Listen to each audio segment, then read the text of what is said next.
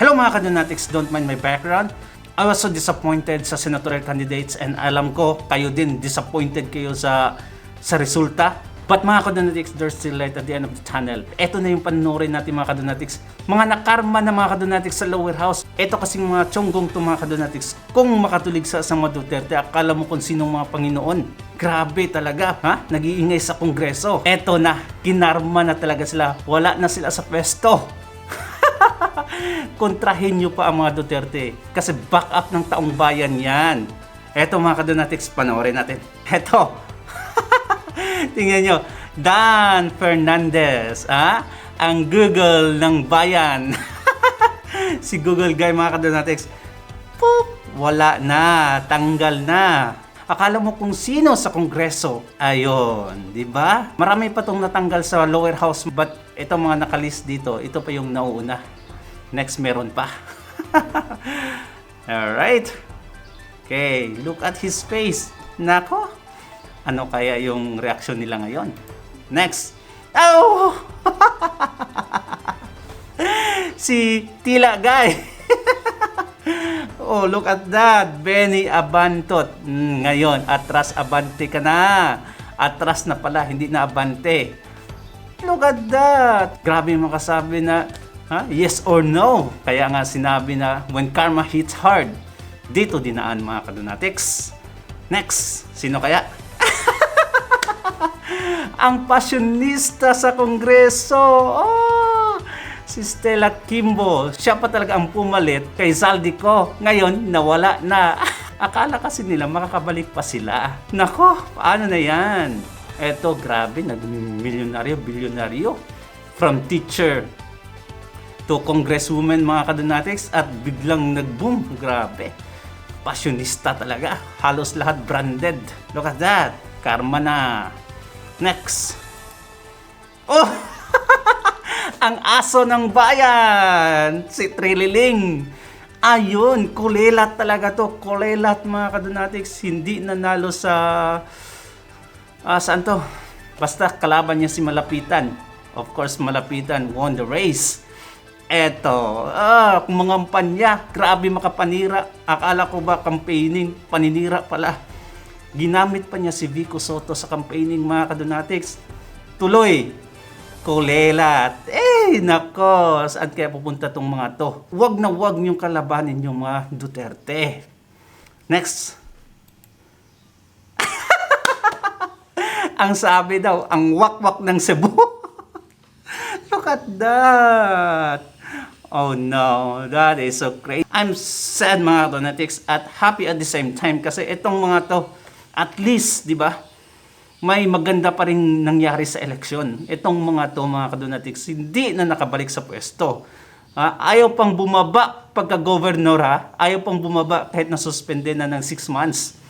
Ngayon, baba ka forever. Ayon, di ba? Sige. Kung makapanira sa mga Duterte, grabe yung support niya kay BBM. Ito ang nangyari ngayon. Next. Ang NPA sa House of Representatives. Oh no! Brosas ang bruha mga kadonatics. Nako! Paano na yan, ha? Paano na yan? Makabayan Black na, nako, frontline ng NPA. Ngayon, di na makabalik. Next. Eto pa. Ang pinsan ng palengkera sa palasyo, si Franz Castro, mga kadonatics. Look at her. Tingnan mo ha. Tumakbong pagka-senador. Like, what? Kailangan doon ng teacher sa Senado? Oy! Kailangan namin ng mambabata si teacher. Nako, napakataas ng hangarin. Ngayon, lagapak katuloy. Ang saya lang, di ba? Next, sino pa? Eto mga kadonatics, probably you're not too familiar with him mga kadonatics, pero si Manix Dalipi ba to? Ang mayor ng Zamboanga City. Ang napaka-anti-Duterte na mayor mga kadonatics, napaka-pro-BBM. Grabe kung tumaligsa sa mga Duterte. Ngayon, look at that. Pinuntahan ni Sara doon. Ayun, kinampanya na hindi iboto. Look at that. House leader, floor leader po to sa, I don't know, sa House of Representative. Pero, ang kinampanya ni Inday Sara Duterte yung nanalo. Ha? Sana matuto na kayo. Learn your lesson. Ito. Ang bungingita ng Kongreso, mga kadonatics, ang isa sa mga pasyonista din to. Kung makapagsalita, grabe talaga. Makatawa doon sa Kongreso. Akala mo kung sino talagang maganda. Look at that. Ay, nako. Ay, baka may mga susunod pa, mga kadonatics, sa final counting. Not sure pa talaga kung mananalo si Chua. Kasi kunti lang talaga yung advantage ni Chua kay Apple Nieto. Kaya, let's see sa final. Let's just pray na papasok si Apple Nieto. Sad, parang mananalo si Dumonita ng Kongreso, mga kadonatics, na si Jervil Luistro or Jinky Luistro. Hi, I don't like her in the Congress, but wala tayong magawa. Tingnan natin kung ano pang susunod. Oh! Si Raulo. Look at that. Makabayan Black. No,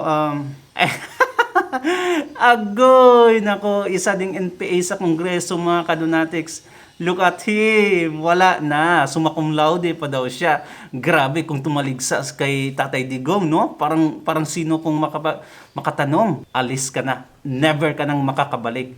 As long as ang mga Duterte andito pa sa pesto, as long as they live, mga kadonatics, etong mga to, di na to makakabalik sa Kongreso o sa anumang posisyon. Gaba lagi sa inyo, ha? Tagam! Sino pa? Oh! Contempt Kings sa Kongreso, House of Representative. Nako, I cite in contempt. Kung makakontempt, mga kadonatics, grabe mo. Kala mo sa kanya yung Kongreso. Look at him. Tanawa. Di ka na makakabalik.